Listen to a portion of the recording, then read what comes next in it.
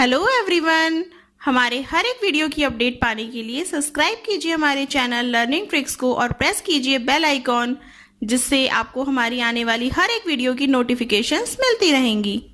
Hello students, welcome to our channel learning tricks.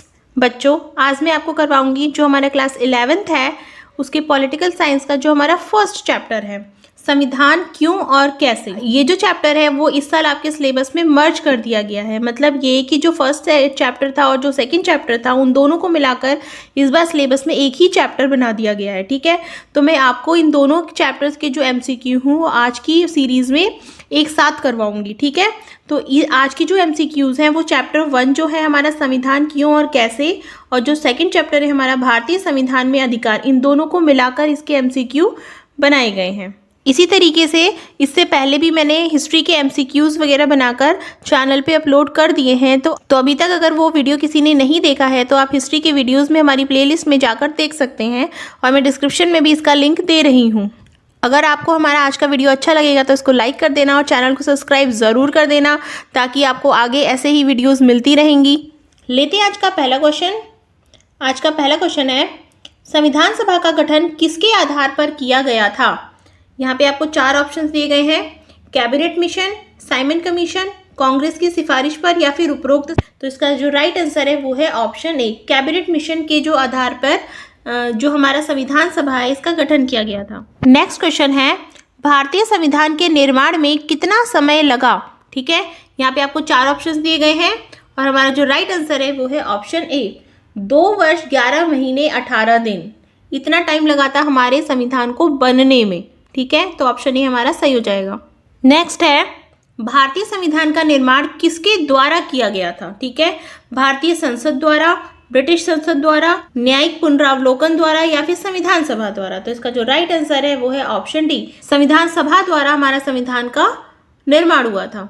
Question number 4 है, संविधान सभा का प्रथम अधिवेशन कब हुआ। ठीक है, तो इसका राइट आंसर है हमारा ऑप्शन बी, 9 दिसंबर 1946 को संविधान सभा का पहला अधिवेशन किया गया था। अगला है, संविधान सभा का प्रथम अधिवेशन कहाँ हुआ था। ठीक है, जो संविधान सभा का पहला जो बैठक थी वो कहाँ हुई थी ये पूछा जा रहा है। ठीक है, दिल्ली में, कलकत्ता में, मद्रास में, या फिर बम्बई में। तो इसका जो राइट आंसर है वो है हमारा ऑप्शन ए, दिल्ली जो है, दिल्ली में इसका प्रथम अधिवेशन किया गया था। नेक्स्ट है, संविधान सभा का जनक किसे कहा जाता है। BN राव को, भीमराव अंबेडकर को, जवाहरलाल नेहरू को, या फिर KM मुंशी को। तो इसका जो राइट आंसर है वो है हमारा भीमराव अंबेडकर को संविधान सभा का जनक कहा जाता है। ठीक है, अगला है, संविधान सभा के स्थायी अध्यक्ष कौन थे। ठीक है, तो इसका जो राइट आंसर है वो है ऑप्शन सी, जो राजेंद्र प्रसाद है वो संविधान सभा के स्थायी अध्यक्ष माने जाते हैं। फिर है, संविधान सभा के अस्थायी अध्यक्ष कौन थे। ठीक है, तो इसके अस्थायी अध्यक्ष थे ऑप्शन ए, सच्चिदानंद सिन्हा संविधान सभा के अस्थायी अध्यक्ष थे। अगला है, संविधान सभा में जवाहरलाल नेहरू द्वारा उद्देश्य प्रस्ताव कब रखा गया था। तो इसका जो राइट आंसर है वो है हमारा ऑप्शन बी, 13 दिसंबर 1946 को संविधान सभा में जवाहरलाल नेहरू ने उद्देश्य प्रस्ताव रखा था। अगला है, संविधान सभा के प्रारूप समिति के अध्यक्ष कौन थे। तो इसका राइट आंसर है ऑप्शन ए, भीमराव अंबेडकर। ये इसके जो प्रारूप समिति, जो ड्राफ्ट कमेटी थी उसके अध्यक्ष थे। संविधान किस तरीके से बनना है उसका ड्राफ्ट जो तैयार करना था, उसकी जो रूपरेखा तैयार करनी थी, इसकी जिम्मेदारी भीमराव अंबेडकर के ऊपर थी। ठीक है, नेक्स्ट क्वेश्चन है, झंडा समिति के अध्यक्ष कौन थे। ठीक है, तो इसका राइट आंसर है ऑप्शन बी, सच्चिदानंद सिन्हा जो थे ये झंडा समिति के अध्यक्ष थे। निम्नलिखित में से किसने संविधान की प्रस्तावना को राजनीतिक जन्मपत्री कहा है। ठीक है, इसका जो राइट आंसर है वो है हमारा ऑप्शन बी, KM मुंशी, इन्होंने कहा है। नेक्स्ट क्वेश्चन है, संविधान की कुंजी किसे कहा जाता है। तो इसका राइट आंसर है ऑप्शन बी, संविधान की जो प्रस्तावना है उसको कहा जाता है संविधान की कुंजी। नेक्स्ट क्वेश्चन है, भारतीय संविधान को कब अपनाया गया। यहाँ पर ये ध्यान देना, यहाँ पर ये पूछा गया है कि भारतीय संविधान को कब अपनाया गया, ये नहीं पूछा जा रहा कि कब वो लागू किया गया था। ठीक है, तो जो 26 जनवरी 1949 है, या इस दिन संविधान को अपनाया गया था। ठीक है, इस दिन संविधान पूरी तरीके से बनकर तैयार हो गया था। जो हमने पढ़ा था ना कि उसको बनने में 2 वर्ष 11 महीने 18 दिन का जो समय लगा है वो कंप्लीट हो गया था, ठीक है। और संविधान सभा की जो लास्ट बैठक थी वो 26 नवंबर 1949 को हुई थी, जहां सभी सदस्यों ने इस पे साइन करके संविधान पूरी तरीके से तैयार कर दिया था, ठीक है। तो इसका राइट जो आंसर है वो है हमारा ऑप्शन बी। इस दिन संविधान बनके बिल्कुल तैयार हो गया था, लेकिन लागू इसके करीब 2 महीने बाद हुआ था। अगला क्वेश्चन इसी से रिलेटेड है, भारतीय संविधान कब लागू हुआ। यहाँ पर लागू पूछा जा रहा है, ठीक है। वहां पर कब अपनाया गया या फिर कब बनकर तैयार हुआ तब ये पूछा जा रहा था। तो लागू आप जानते ही हो, ये हुआ था 26 जनवरी 1950 को भारतीय संविधान को लागू किया गया था, बनने के करीब 2 महीने बाद। तो यहाँ पे ऑप्शन बी हमारा सही है। भारतीय संविधान द्वारा नागरिकों को कितने मौलिक अधिकार दिए गए हैं। तो हमारे जो मौलिक अधिकार है वर्तमान में जो इनकी संख्या है वो है 6, ठीक है। हमें 6 मौलिक अधिकार दिए गए हैं, ठीक है। तो ऑप्शन बी यहाँ पे सही हो जाएगा। नेक्स्ट है, मौलिक अधिकारों को किस अनुच्छेद में रखा गया है, ठीक है। यहाँ पे आपको 4 ऑप्शन दिए गए हैं, इसका राइट आंसर है ऑप्शन बी। अनुच्छेद 12 से जो 35 का जो है अनुच्छेद हमें उसमें मौलिक अधिकारों की बात की गई है। नेक्स्ट है, मौलिक अधिकारों की सुरक्षा कौन करता है, ठीक है। राष्ट्रपति, सर्वोच्च न्यायालय, उपराष्ट्रपति या फिर संसद। तो आप जानते हैं इसका जो राइट आंसर है वो है हमारा सर्वोच्च न्यायालय। जो हमारा न्यायालय है वही हमारे मौलिक अधिकारों की सुरक्षा करता है। अगर किसी व्यक्ति के मौलिक अधिकारों का हनन किया जाता है या उसके राइट्स उससे छीने जाते हैं तो उसके खिलाफ लोग न्यायालय में जा सकते हैं, ठीक है। उसके खिलाफ जा सकते हैं, उनकी वहाँ पे सुनी जाएगी, ठीक है। तो यहाँ पे जो सर्वोच्च न्यायालय है, जो हमारे भारत का जो न्यायालय है, वो लोगों के मौलिक अधिकारों की रक्षा करता है। नेक्स्ट है, निम्नलिखित में से कौन सा मौलिक अधिकार नहीं है, ठीक है। तो देखो, स्वतंत्रता का अधिकार ये हमारा मौलिक अधिकार है, समानता का अधिकार ये भी हमें मौलिक अधिकार के रूप में मिला है, धार्मिक स्वतंत्रता का अधिकार ये भी हमें अधिकार मौलिक रूप में मिला है, ठीक है। लेकिन जो ऑप्शन सी है संपत्ति का अधिकार, ये हमारा मौलिक अधिकार नहीं है, ठीक है। ये हमारा मौलिक अधिकार नहीं, ये एक हमारा कानूनी अधिकार है, ठीक है। लेकिन ये मौलिक अधिकार नहीं है। जब संविधान बनाया गया था तब ये एक मौलिक अधिकार था, लेकिन अब इसको मौलिक अधिकारों की श्रेणी से हटा दिया गया है। अब कानूनी रूप से हर व्यक्ति को संपत्ति रखने का अधिकार है, लेकिन आप उसको मौलिक अधिकार की श्रेणी में नहीं रख सकते, ठीक है। तो ये ऑप्शन सी हमारा बिल्कुल सही हो जाएगा, ठीक है। क्वेश्चन है, संपत्ति का अधिकार किस प्रकार का अधिकार है। अभी जो हमने लास्ट क्वेश्चन में बात की, यहाँ पे भी उसी की बात की जा रही है, ठीक है। यहाँ पूछा जा रहा है संपत्ति का अधिकार किस प्रकार का अधिकार है। तो हमने पहले ही पढ़ा था कि ये कानूनी अधिकार है, कानूनी रूप से, विधिक रूप से हमें ये अधिकार दिया गया है, ये मौलिक की श्रेणी में नहीं आता, ठीक है। तो ऑप्शन बी हमारा बिल्कुल सही हो जाएगा। नेक्स्ट क्वेश्चन है, किस संविधान संशोधन द्वारा संपत्ति के अधिकार को मौलिक अधिकारों की श्रेणी से हटा दिया गया है, ठीक है। कौन सा वो संशोधन हुआ था, ठीक है, जिसके अनुसार जो संपत्ति का अधिकार है इसको मौलिक अधिकार हटा दिया गया था और इसको कानूनी अधिकार दे दिया गया था एक तरीके से हमें, ठीक है। इसका जो राइट आंसर है वो है हमारा ऑप्शन सी। जो 44वां संविधान संशोधन हुआ था उसके जरिए से इसको निकाल दिया गया था, ठीक है। और ये हुआ था 1978 में। 1978 में जो हमारे अधिकारों में बदलाव किए गए थे और संपत्ति के अधिकार को हमारी मौलिक अधिकार से हटा दिया गया था, ठीक है। लेकिन जब संविधान बनाया गया था, जब उसका मूल संविधान बना था हमारा, तब उसमें संपत्ति के अधिकार को भी मौलिक अधिकार हमें दिया गया था, लेकिन अब नहीं है। इसी वजह से पहले मौलिक अधिकार हमारे 7 हुआ करते थे, लेकिन अब 6 हुआ करते हैं, ठीक है। संपत्ति के अधिकार को किस पार्टी की सरकार ने मौलिक अधिकारों की सूची से हटाया, ठीक है। तो ये जो अमेंडमेंट किया था, ये जो संविधान संशोधन किया था और हटा दिया गया था इसको, तो ये किस पार्टी की सरकार ने किया था, ठीक है। तो ये किया था जनता दल ने, ठीक है। तो ऑप्शन बी हमारा बिल्कुल सही है। नेक्स्ट क्वेश्चन है, वर्तमान में संविधान में कितने मूल कर्तव्यों का उल्लेख है। आज जो हमें वो कितने मूल कर्तव्य हैं हमारे जिसका संविधान में उल्लेख किया गया है, ठीक है। तो आज हमारे पास 11 जो है 11 हमारे मूल कर्तव्य हैं जो संविधान में बताए गए हैं। तो ऑप्शन सी हमारा बिल्कुल राइट है। क्वेश्चन नंबर 24 है, भारतीय नागरिकों के मूल कर्तव्य का विवरण संविधान के किस भाग में दिया गया है, ठीक है। तो इसका राइट आंसर है हमारा ऑप्शन डी।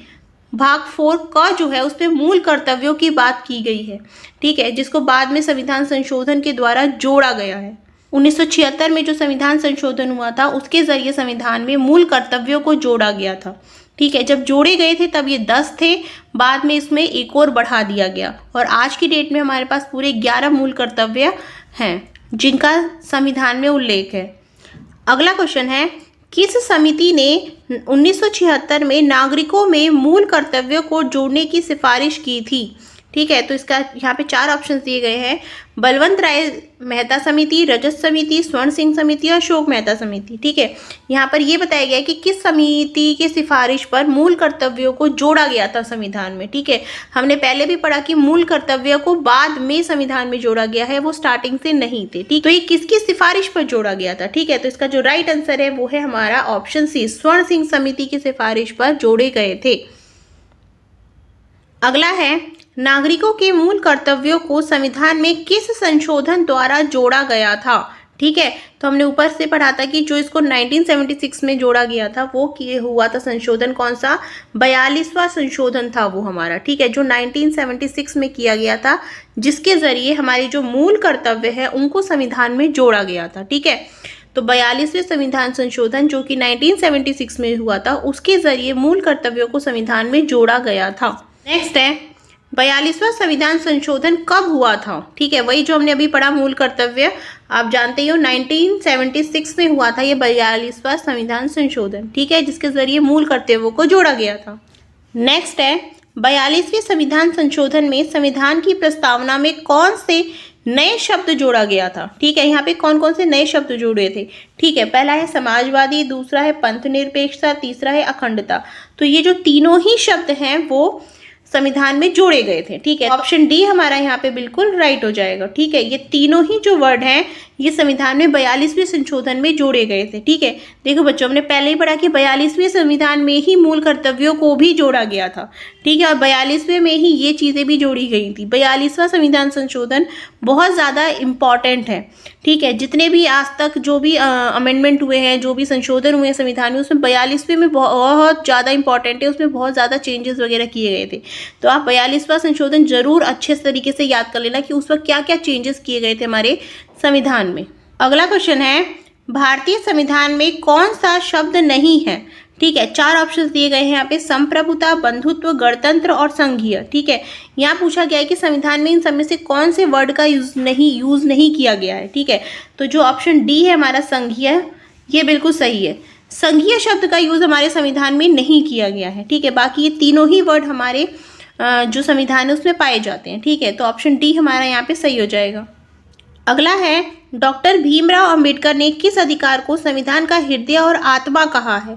ठीक है, यहाँ पे 4 ऑप्शन दिए गए हैं आपको, स्वतंत्रता का अधिकार, संवैधानिक उपचारों का अधिकार, समानता का अधिकार या फिर शोषण के विरुद्ध अधिकार। ठीक है, तो इसका जो राइट आंसर है वो है हमारा ऑप्शन बी, संवैधानिक उपचारों का अधिकार, जिसका मतलब होता है कि अगर हमारे अधिकार को कोई नुकसान पहुंचाता है, कोई हनन करता है, कोई हमारे राइट्स को हमसे छीनता है, तो हम उसके खिलाफ न्यायालय में जा सकते हैं। ठीक है, तो संवैधानिक उपचारों का अधिकार का मतलब ये है कि जितने भी हमारे ये जो अधिकार हैं, ऊपर के 5 जितने भी अधिकार है, स्वतंत्रता का अधिकार, शोषण, समानता, धार्मिक स्वतंत्रता का अधिकार, अगर इन सब में से कोई भी हमें हानि पहुंचाता है तो हमारे पास ये हक है कि हम जाके कोर्ट में, हम जाके न्यायालय के सामने अपनी अर्जी लगा सकते हैं, हम उसके खिलाफ जा सकते हैं। ठीक है, तो इस वजह से डॉक्टर भीमराव अंबेडकर ने इस उपचार को, संवैधानिक उपचारों के अधिकार को संविधान का हृदय और आत्मा कहा है। ठीक है, ये क्वेश्चन कई तरीके से आता है कि संविधान की आत्मा किसे कहा गया, उसका हृदय किसे कहा गया। ठीक है, लेकिन जब आपसे ये पूछा जाए कि डॉक्टर भीमराव अंबेडकर के द्वारा किसको कहा गया है संविधान का हृदय और आत्मा, तब आप हमेशा संवैधानिक उपचारों के अधिकार ही लगाओगे, क्योंकि इसको डॉक्टर भीमराव अंबेडकर ने ही कहा है। तो ऑप्शन बी हमारा यहाँ पे राइट है। अगला है, संवैधानिक उपचारों का अधिकार संविधान के किस अनुच्छेद में है? ठीक है, जो भी हमने पढ़ा वो जो हमें अधिकार दिया गया है वो किस अनुच्छेद में दिया गया है? तो इसका राइट आंसर है हमारा ऑप्शन बी, अनुच्छेद 32 में इसका जिक्र किया गया है। नेक्स्ट है, जब संविधान बनाया गया तब उसमें कितने अनुच्छेद तथा भाग थे? ठीक है, जब बनाया गया था जो हमारा संविधान, जो मूल संविधान थे, उसमें कितने अनुच्छेद और भाग थे? ठीक है, तो यहाँ पे ऑप्शन ए बिल्कुल हमारा सही है, उसमें 395 अनुच्छेद और 22 भाग थे। ठीक है, नेक्स्ट है, जब संविधान बनाया गया था तब उसमें कितनी अनुसूचियां थी? ये जो हमारे मूल संविधान है, मूल संविधान जब तैयार हुआ था उस वक्त की अनुसूचियां पूछ रहा है। ठीक है, तो उस वक्त हमारे पास 8 अनुसूचियां थी। जब मूल संविधान बना था तब उसमें 8 अनुसूचियां थी, लेकिन अब आज की डेट में ये और बढ़ गई हैं। ठीक है, तो यहाँ पर ऑप्शन बी सही हो जाएगा। नेक्स्ट क्वेश्चन है, भारतीय संविधान सभा के कितने उपस्थित सदस्यों ने संविधान पर हस्ताक्षर किए? तो यहाँ पे आपको 4 ऑप्शंस दिए गए हैं, 200, 284, 286 या 294। ठीक है, तो इसका जो राइट आंसर है वो है हमारा ऑप्शन बी, 284। देखो, जब संविधान बना था, जब इसकी लास्ट बैठक हुई थी, जिस दिन ये पूरी तरीके से बन के तैयार हो गया था, जब हम कहते हैं, अभी हमने लास्ट क्वेश्चन में पढ़ा था कि जो 26 नवंबर 1949 को पूरी तरीके से तैयार हो गया था, उस वक्त करीब सभा में जो 284 लोग मौजूद थे, सदस्य मौजूद थे, जिन्होंने लास्ट जो संविधान है हमारा उस पर हस्ताक्षर किए थे। मेंबर्स तो इसके और भी ज़्यादा थे, सदस्य तो और ज़्यादा थे, लेकिन लास्ट में जो जिन लोगों के इस पर हस्ताक्षर हुए जो लास्ट बैठक में, वो थे 284 लोगों ने संविधान पर साइन किए थे। ठीक है, हस्ताक्षर किए थे, उनकी उपस्थिति में ये पूरी तरीके से तैयार हुआ था। ठीक है, जो इसकी लास्ट बैठक में। ठीक है, तो इस वजह से ये याद रखना कि क्या पूछा जा रहा है, कितने सदस्य पूछा जा रहा है कि लास्ट जो इसकी बैठक है उसकी संख्या पूछी जा रही है। ठीक है, तो यहाँ पे पूछा जा रहा है कि उपस्थित सदस्यों कितने लोगों ने साइन किए थे लास्ट डे उसकी बैठक में। ठीक है, एक तरीके से जो संविधान पर कितने लोगों ने साइन किए थे, तो इसका आंसर हो जाएगा ऑप्शन बी। नेक्स्ट है, किसने संविधान सभा का बहिष्कार किया था? कांग्रेस ने, मुस्लिम लीग ने, जनता दल ने या फिर कम्युनिस्ट पार्टी ने? तो इसका जो राइट आंसर है वो है हमारा ऑप्शन बी। जो मुस्लिम लीग है, मुस्लिम लीग ने इसका बहिष्कार किया था संविधान सभा का, क्योंकि वो चाहते थे कि उनके लिए एक अलग से, जो मुस्लिम्स हैं उनके लिए एक अलग से ही जो एक संविधान सभा है वो बनाना चाहते थे। ठीक है, इस वजह से इन लोगों ने इसका बहिष्कार कर दिया था। अगला क्वेश्चन है, इनमें से कौन सी भारतीय संविधान की विशेषता है? देखो, सबसे बड़ा लिखित संविधान है, ये बात बिल्कुल सही है। हमारे भारत का जो संविधान है वो सबसे बड़ा, दुनिया का सबसे बड़ा संविधान माना जाता है और सबसे लंबा, जिसमें हमने पहले भी पढ़ा कि 395 अनुच्छेद हैं, 22 भाग हैं, 8 अनुसूचियां बनाई गई थी। तो ये सबसे बड़ा जो लिखित संविधान था वो माना जाता है, ये बात बिल्कुल सही है। फिर है संविधान ना ही अधिक लचीला है ना ही कठोर, ये भी बिल्कुल सही है। फिर तीसरा है सफलतम संविधान है, ये बिल्कुल सही है, दुनिया का सबसे सफलतम संविधान है ये। ठीक है, तो ये तीनों ही हमारे ऑप्शन सही हैं, तीनों ही विशेषताएं हमारे संविधान की है, इस वजह से ऑप्शन डी हमारा बिल्कुल सही हो जाएगा, उपरोक्त सभी। नेक्स्ट क्वेश्चन है, भारतीय संविधान के किस भाग में मौलिक अधिकार दिए गए हैं? भाग 1 में, भाग 2 में, भाग 3 में या फिर भाग 4 में? तो इसका जो राइट आंसर है वो है ऑप्शन 3, भाग 3 में मौलिक अधिकारों की बात की गई है। नेक्स्ट क्वेश्चन है, भारतीय संविधान में मौलिक अधिकार कहाँ से लिए गए हैं? यहाँ पे 4 ऑप्शन है, ब्रिटेन से, अमेरिका से, आयरलैंड से या फिर दक्षिण अफ्रीका से। तो इसका जो राइट आंसर है वो है हमारा अमेरिका से, ऑप्शन बी हमारा यहाँ पे बिल्कुल राइट हो जाएगा। क्वेश्चन है, नीति निर्देशक सिद्धांतों का महत्व किसके लिए है? यहाँ पे 4 ऑप्शन है, नागरिकों के लिए, राज्य के लिए, समाज के लिए या फिर संघ के लिए। ठीक है, तो आप जानते हैं जो नीति निर्देशक तत्व है ये राज्य के लिए इंपॉर्टेंट है। ठीक है, इनका महत्व राज्य के लिए है। ठीक है, और जो हमारे मौलिक अधिकार वगैरह है ये नागरिकों के लिए दिए गए हैं। ठीक है, इसी तरीके से यहाँ पे हमारा ऑप्शन बी सही हो जाएगा। अगला है, राज्य के नीति निर्देशक सिद्धांत कहाँ से लिए गए हैं? ठीक है, 4 ऑप्शन है आपके, अमेरिका से, कनाडा से, आयरलैंड से या फिर जर्मनी से। तो इसका जो राइट आंसर है वो है हमारा ऑप्शन सी, आयरलैंड से लिए गए हैं राज्य के नीति निर्देशक तत्व। हमारा संविधान बनाते हुए जो भी हमने वहाँ से जो नियम सिद्धांत जो भी हमने लिए वो सब माने जाते हैं कि हमने अलग अलग देशों से लिए गए हैं। कोई ब्रिटेन से लिया गया है, कोई सिद्धांत हमने अमेरिका से लिया है, कोई कनाडा से लिया है, कोई जर्मनी से लिया है। इस तरीके से एक तरीके से इसको उधार भी बोला जाता है। ठीक है, तो उधार लिए हैं एक तरीके से हमने अलग अलग जगहों से इन सिद्धांतों को। ठीक है, उससे हमारा संविधान तैयार किया गया है। जैसे यहाँ पर हमने पढ़ा कि जो राज्य की नीति निर्देशक तत्व है वो हमने आयरलैंड से लिया गया है। नेक्स्ट क्वेश्चन है, स्वतंत्रता, समानता और बंधुत्व का सिद्धांत कहाँ से लिया गया है? कनाडा से, जर्मनी से, रूस से या फिर फ्रांस से? तो इसका जो राइट आंसर है वो है हमारा ऑप्शन डी, फ्रांस से लिया गया है। नेक्स्ट है, सरकार का संसदीय रूप और कानून निर्माण करने की विधि कहाँ से लिया गया है? यहाँ पे भी हमको 4 ऑप्शंस दिए गए हैं, ब्रिटेन, अमेरिका, जर्मनी तथा पाकिस्तान। ठीक है, तो ये जो हमारा सिद्धांत है जो ये हमने लिया है ऑप्शन ए, ब्रिटेन से। ठीक है, तो ऑप्शन ए हमारा यहाँ पे बिल्कुल राइट हो जाएगा। First past the post system को संविधान में कहाँ से लिया गया है? ठीक है, first pass the post system का मतलब होता है कि जो बहुमत प्रणाली होती है, ठीक है, मतलब जिसको सबसे ज़्यादा वोट मिलेंगे, जिस पार्टी को सबसे ज़्यादा वोट मिलेंगे वही सरकार बनाएगी, वही जीतेगी, ठीक है। ये पॉलिसी जो है ये कहाँ से ली गई है संविधान में, ठीक है। तो इसका ऑप्शन है हमारा सही जो ऑप्शन है वो है ऑप्शन ए, ब्रिटेन से।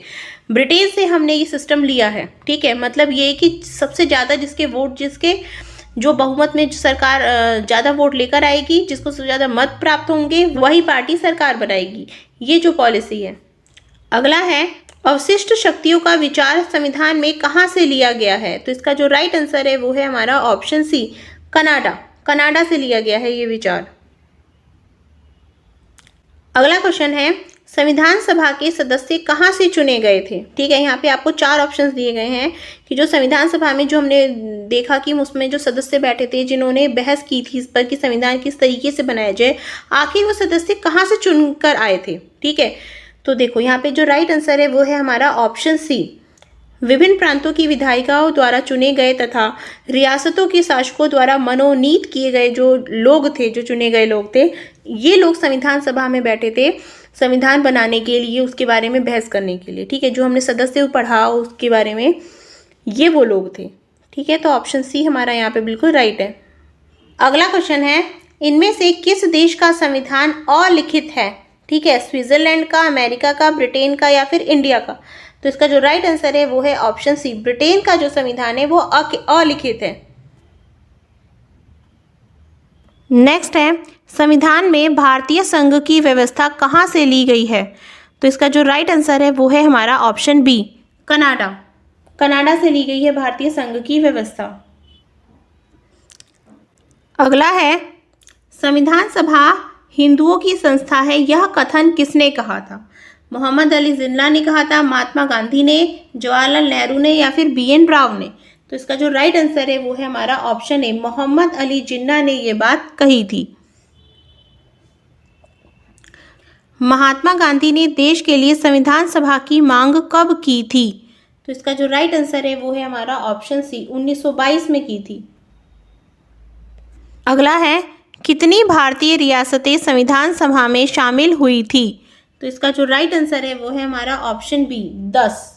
तो ऑप्शन बी हमारा यहाँ पे बिल्कुल राइट है। अगला क्वेश्चन है दक्षिण अफ्रीका रंग भेद से कब आज़ाद हुआ था, ठीक है। दक्षिण अफ्रीका जो है वहाँ पे रंग भेद यानी काले और गोरे का बहुत भेदभाव किया जाता था।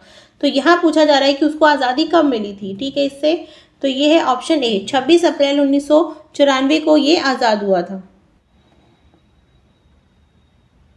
अगला है दक्षिण अफ्रीका में रंग भेद से आज़ादी दिलाने वाले नेता कौन थे, ठीक है। यहाँ पे 4 ऑप्शन दिए गए हैं आपको। तो इसका जो राइट आंसर है वो है हमारा ऑप्शन बी, नेल्सन मंडेला। किस देश में अपना संविधान बार बार बदला। यहाँ पे 4 ऑप्शन है आपको, पाकिस्तान ने, नेपाल ने, भारत ने या फिर अमेरिका ने, ठीक है। तो जो नेपाल है यहाँ पे बार बार संविधान बदला गया था। तो ऑप्शन बी हमारा सही है। अगला है नेपाल राजशाही खत्म करके लोकतांत्रिक गणराज्य के रूप में कब उभरा था। तो इसका जो राइट आंसर है वो है हमारा ऑप्शन बी, 2008 में नेपाल में लोकतांत्रिक गणराज्य बना था वो, ठीक है।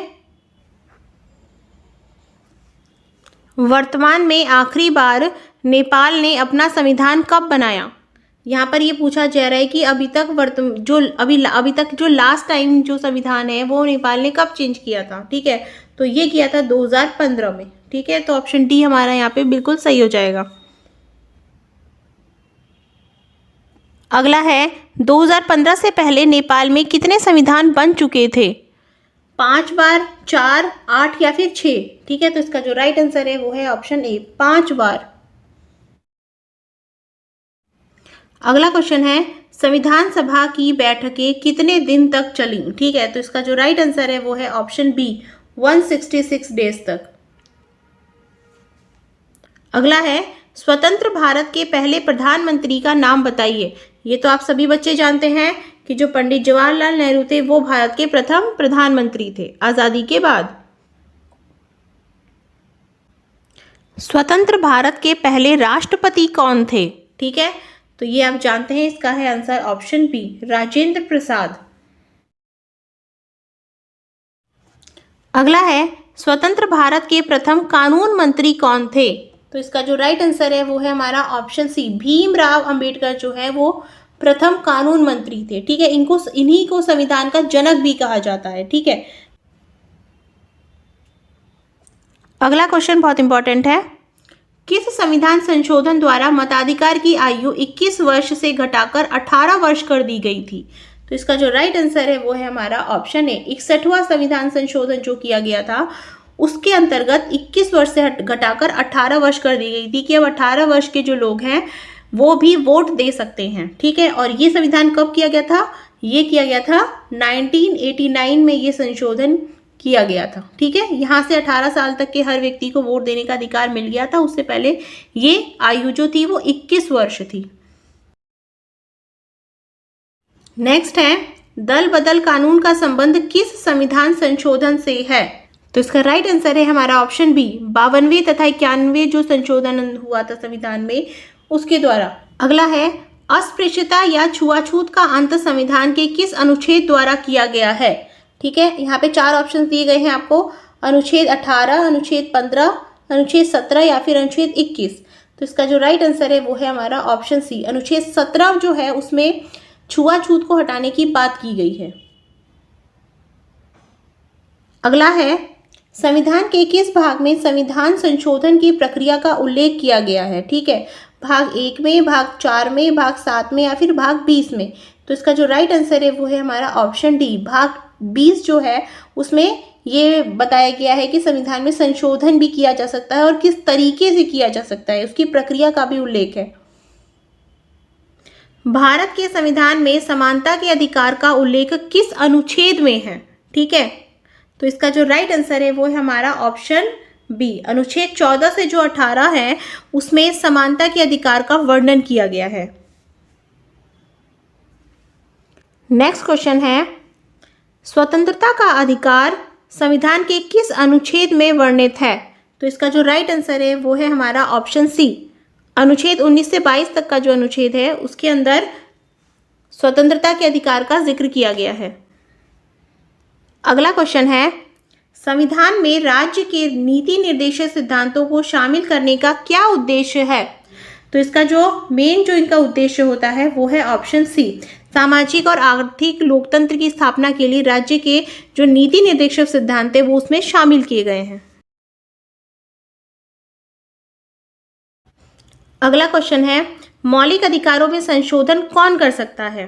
ठीक है, ये अधिकार किसको है कि वो मौलिक अधिकारों में भी बदलाव कर सकता है। ठीक है, यहाँ पे आपको 4 ऑप्शंस दिए गए हैं, सर्वोच्च न्यायालय, संसद, लोकसभा तथा राष्ट्र। लेकिन ये जो मौलिक अधिकारों में बदलाव करने का जो अधिकार है ये संसद को दिया गया है। ठीक है, तो ऑप्शन बी हमारा बिल्कुल राइट है।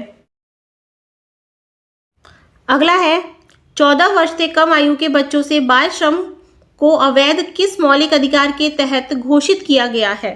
ठीक है, तो इसका जो राइट आंसर है वो है हमारा शोषण के विरुद्ध अधिकार। ये जो अधिकार है ये अधिकार हमें इस बात की आज़ादी देता है कि 14 वर्ष से जो कम आयु के बच्चे हैं इनका शोषण ना किया जाए, इनसे किसी भी तरह का काम ना करवाया जाए। ठीक है, और अगर इनके साथ शोषण किया जाता है, इनसे काम करवाया जाता है तो ये उसके विरुद्ध जा सकते हैं, ये उनका अधिकार है। ठीक है, तो ऑप्शन सी हमारा बिल्कुल राइट है। अगला है, मोतीलाल नेहरू समिति ने अधिकारों की घोषणा पत्र की मांग कब उठाई थी? यहाँ पे आपको 4 ऑप्शंस दिए गए हैं, 1925, 1922, 1918 या फिर 1928। तो इसका जो राइट आंसर है वो है ऑप्शन डी, 1928 में। किसी को संदेह के आधार पर गिरफ्तार करना क्या कहलाता है? तो इसका जो राइट आंसर है वो है हमारा ऑप्शन बी, निवारक नजरबंदी। न्यायालय द्वारा सार्वजनिक अधिकारों को जारी किए जाने वाले रिट का क्या नाम है? ठीक है, यहाँ पे 4 ऑप्शन हैं आपके, बंदी प्रत्यक्षीकरण, परमादेश, अधिकार परीक्षा या फिर प्रतिषेध। तो इसका जो राइट आंसर है वो है ऑप्शन बी, परमादेश। अगला क्वेश्चन है, निम्नलिखित में से किस याचिका का शाब्दिक अर्थ होता है हम आदेश देते हैं? इसका राइट आंसर है ऑप्शन डी, परमादेश। अगला क्वेश्चन है, राष्ट्रीय मानव अधिकार आयोग का गठन कब किया गया था? यहाँ पे 4 ऑप्शन है हमारे, 1992 में, 1990 में, 1983 में या फिर 1993 में। तो इसका जो राइट आंसर है वो है ऑप्शन डी, 1993 में। किस विवाद ने संसद को मौलिक अधिकारों में संशोधन का अधिकार दिया था? ठीक है, यहाँ पे 4 ऑप्शन है हमारे, केशव नंद भारती केस, गोलकनाथ केस, सज्जन कुमार विवाद या फिर राजनारायण बनाम इंदिरा गांधी विवाद। तो इसका जो राइट आंसर है वो है हमारा ऑप्शन बी, जो गोलकनाथ केस है उसके द्वारा उसके जरिए संविधान में संशोधन किया गया कि संसद भी मौलिक अधिकारों में चेंजेस कर सकती है, समय के अनुसार उसमें बदलाव कर सकती है। यह अधिकार दिया गया था गोलकनाथ केस के विवाद के बाद ही। ठीक है, तो ऑप्शन बी हमारा राइट है। लेते हैं आज का लास्ट क्वेश्चन। मुस्लिम लीग ने संविधान सभा का बहिष्कार क्यों किया गया था? ठीक है, देखो 4 ऑप्शंस दिए गए हैं यहाँ पे। मुस्लिम लीग संविधान सभा का अध्यक्ष किसी मुस्लिम को बनाना चाहती थी, ये बिल्कुल गलत है, ऐसी कोई बात नहीं थी। फिर है मुस्लिम लीग को संविधान सभा में उचित प्रतिनिधित्व नहीं था, ये भी गलत है, ऐसा भी कुछ नहीं है। तीसरा है मुस्लिम लीग मुसलमानों के लिए अलग संविधान बनाना चाहती थी, ये बात बिल्कुल सही है। यही वो रीजन था जिसकी वजह से मुस्लिम लीग जो है वो संविधान सभा में शामिल नहीं हुई, उन्होंने उसका बहिष्कार कर दिया। ठीक है, तो ऑप्शन सी हमारा बिल्कुल सही है, इसकी वजह से मुस्लिम लीग संविधान सभा में शामिल नहीं हुई। तो ऑप्शन सी हमारा बिल्कुल राइट माना जाएगा। तो ठीक है बच्चों, आज के लिए इतना ही। आज मैंने आपको फर्स्ट और सेकंड चैप्टर के क्वेश्चन आंसर करवा दिए गए हैं, तो आप ये सारे क्वेश्चंस अपनी कॉपी में नोट कर लेना और अच्छे तरीके से याद कर लेना। अगर आपको ये वीडियो अच्छा लगा तो इसको लाइक कर देना और चैनल को सब्सक्राइब ज़रूर कर देना। मैं आपके लिए ऐसे ही और वीडियोस लेकर आती रहूँगी, और आपको ये वीडियो कैसी लगी ये बात मुझे कमेंट बॉक्स में ज़रूर बताना। मैं इसी तरीके से आपको और भी चैप्टर्स के सारे MCQs और क्वेश्चंस करवाती रहूँगी, और आप हमारे चैनल को लाइक और सब्सक्राइब ज़रूर कर देना, ताकि और बच्चे भी, जिन बच्चों को इसकी ज़रूरत है, उन तक ये वीडियो पहुँच सके। और आप इस वीडियो को शेयर भी ज़रूर कर दीजिएगा अपने दोस्तों के साथ, ताकि सभी बच्चे इसका फ़ायदा उठा सकें। तो ठीक है बच्चों, इसी के साथ मैं आपको नेक्स्ट वीडियो में मिलती हूँ। तब तक के लिए गुड बाय।